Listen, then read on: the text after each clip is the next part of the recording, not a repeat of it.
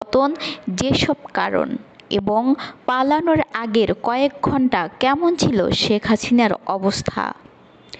শেষ মুহূর্ত পর্যন্ত আঁকড়ে থাকতে চেয়েছিলেন ক্ষমতা। 15.5 বছর দেশ শাসন করার পর শেখ হাসিনাকে বিদায় নিতে হলো এক নায়ক হিসেবে। ছাত্র ও গণ আন্দোলনের মুখে তার শাসনের পতনের পিছনে একঘেয়েমি, অহংকার ও অতি আত্মবিশ্বাস এসব বিষয়কে অন্যতম কারণ হিসেবে দেখা হচ্ছে। কেন এমন পরিস্থিতি হলো? শিক্ষার্থীরা যখন শান্তিপূর্ণ আন্দোলন করেছিলেন, সেই পর্যায়ে গত 14 জুলাই শেখ হাসিনা সংবাদ সম্মেলন করেন। শিক্ষার্থীদের যৌক্তিক দাবি নিয়ে তুচ্ছ-তাচ্ছিল্য করেছিলেন। শিক্ষার্থীদের উদ্দেশ্যে তিনি রাজাকার শব্দ ব্যবহার করেন। এতে তার একঘেয়েমি ও অহংকারের বিষয়টি প্রকাশ পেয়েছিল। এরপর শিক্ষার্থীরা ফুঁসে ওঠেন। আন্দোলন আরও জোরালো হয়। সেই আন্দোলন দমনে আইনশৃঙ্খলা রক্ষাকারী বাহিনী দিয়ে শক্তি প্রয়োগ করায় গত 17 জুলাই থেকে কয়েকদিনে সারা দেশে 200 এর বেশি প্রাণহানি ঘটে। এরপর সেনাবাহিনী নামিয়ে কারফিউ দিয়ে পরিস্থিতি নিয়ন্ত্রণের চেষ্টা করা হয়। তবে শিক্ষার্থীরা সরকার পতনের এক দফায় আন্দোলনে নামেন। বিপুল সংখ্যক প্রাণহানির ঘটনায় শেষ পর্যন্ত কোনো কিছুতেই রক্ষা হলো না। পালানোর কয়েক ঘন্টা আগে কেমন ছিল হাসিনার অবস্থা? সোমবার সকালে বাংলাদেশ গণভবনে বৈঠক করেছেন শেখ হাসিনা। ডেকে পাঠিয়েছিলেন পুলিশের আইজিপি সহ 3 বাহিনীর প্রধানকে। প্রধানমন্ত্রীর পদ ছাড়ার পর তড়িঘড়ি করে আকাশপথে পলায়ন করেন তিনি, বোন শেখ রেহানাকে সঙ্গে নিয়ে। তবে এই সিদ্ধান্তের জন্য প্রথমে মোটেও প্রস্তুত ছিলেন না তিনি, বরং শেষ মুহূর্ত পর্যন্ত পরিস্থিতি সামাল দেওয়ার চেষ্টা করেছিলেন। রবিবারই হাসিনার এক উপদেষ্টা ও দলীয় কয়েকজন নেতা হাসিনাকে বোঝানোর চেষ্টা করেছিলেন। একাধিক সূত্র থেকে পাওয়া যায় এই তথ্য। পরিস্থিতি বিবেচনা করে বাংলাদেশ সেনার হাতে ক্ষমতা তুলে দেওয়ার পরামর্শ দিয়েছিলেন তারা, কিন্তু তাতে রাজি ছিলেন না শেখ হাসিনা। বরং সোমবার থেকে কারফিউ দিয়ে আরও কড়াকড়ি করতে চেয়েছিলেন। বাংলাদেশের একাধিক নিরাপত্তা বাহিনীর পদস্থ আধিকারিক সূত্রে এই প্রতিবেদনে প্রকাশ পায় যে সোমবার বেলা 10:30 নাগাদ পুলিশের আইজিপি ও 3 বাহিনীর প্রধানকে ডাকা হয়েছিল গণভবনে। হাসিনা এক প্রস্তাব বৈঠক করেন তাদের সঙ্গে। সেনাবাহিনী কেন পরিস্থিতি সামাল দিতে পারছে না তা নিয়েও উম্ম প্রকাশ করেছিলেন বাংলাদেশ সদ্য প্রাক্তন প্রধানমন্ত্রী।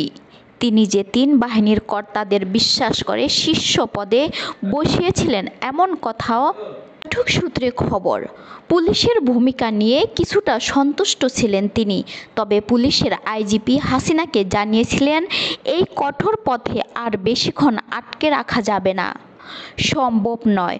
কঠোর উপায়ে বল প্রয়োগ করে যে আন্দোলন ঠেকানো যাবে না সে কথা বৈঠকে বারবার হাসিনাকে বোঝানোর চেষ্টা করেন 3 বাহিনীর শীর্ষ কর্তারা, কিন্তু হাসিনা তা মানতে রাজি ছিলেন না।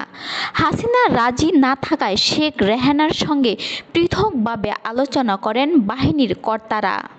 রেহানাও তাকে বোঝাতে ব্যর্থ হন। এরপর লন্ডন নিবাসী হাসিনা পুত্র জয়ের সঙ্গেও কথা বলেন তারা। শেষে জয়ের সঙ্গে কথা বলার পরই হাসিনা ক্ষমতা ছাড়তে রাজি হন বলে সূত্রের দাবি। এরপর শেখ হাসিনা জনতার উদ্দেশ্যে ভাষণ দেওয়ার চেষ্টা করেছিলেন। শেখ হাসিনা চেয়েছিলেন জাতির উদ্দেশ্যে একটি ভাষণ সম্প্রচার করতে, কিন্তু ততক্ষণে আন্দোলনকারীরা বাংলাদেশ গণভবন এর কাছাকাছি চলে আসছে। শাহবাগ উত্তরা থেকে কাতারে কাতারে যুব ছাত্র আন্দোলনকারীরা বীর এগিয়ে আসছিল। গোয়েন্দা সূত্রে সে খবর যায় গণভবনে থাকা বাহিনীর শীর্ষ কর্মকর্তাদের কাছে। আন্দোলনকারীদের থেকে দূরত্ব যা ছিল তাতে আনুমানিক ৪৫ মিনিটের মধ্যেই ওই বীর গণভবনে পৌঁছে যাওয়ার সম্ভাবনা ছিল।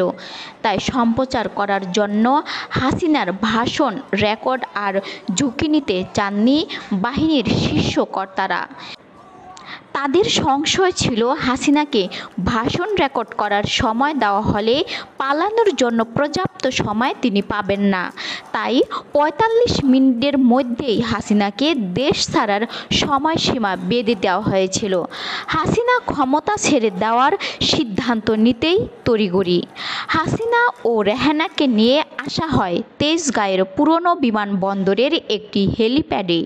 সর্বশেষ পাওয়া তথ্য অনুযায়ী বাংলাদেশ বায়ুসেনার একটি বিমানে সোমবার বিকেল ৫:৩০ নাগাদ দিল্লির কাছে গাজিয়াবাদে ভারতীয় বায়ুসেনা ঘাঁটিতে পৌঁছান তিনি। সেখানেই ভারতের নিরাপত্তা উপদেষ্টা অজিত ডোভালের সঙ্গে বৈঠক হয় তার। সংবাদ সংস্থা এএনআই সূত্রের খবর, তাকে একটি নিরাপদ আশ্রয়ে রাখা হয়েছে। তবে সূত্রের মারফতে এও জানা যাচ্ছে যে দিল্লি থেকে লন্ডন যাওয়ার সম্ভাবনা রয়েছে হাসিনার এইভাবে দেশ ছাড়ার কারণ, একক কর্তৃত্বের শাসনে শেখ হাসিনার সরকারের সম্পূর্ণভাবে জনবিচ্ছিন্ন হয়ে পড়েছিল। পশ্চিমা বিশ্বকে শত্রু বানিয়ে শেষ পর্যন্ত ভূ-রাজনীতিতেও প্রায় একা হয়ে পড়েছিলেন তিনি। অবশেষে গণ আন্দোলনের মুখে শেখ হাসিনাকে দেশ ছাড়তে হয় পদত্যাগ করে।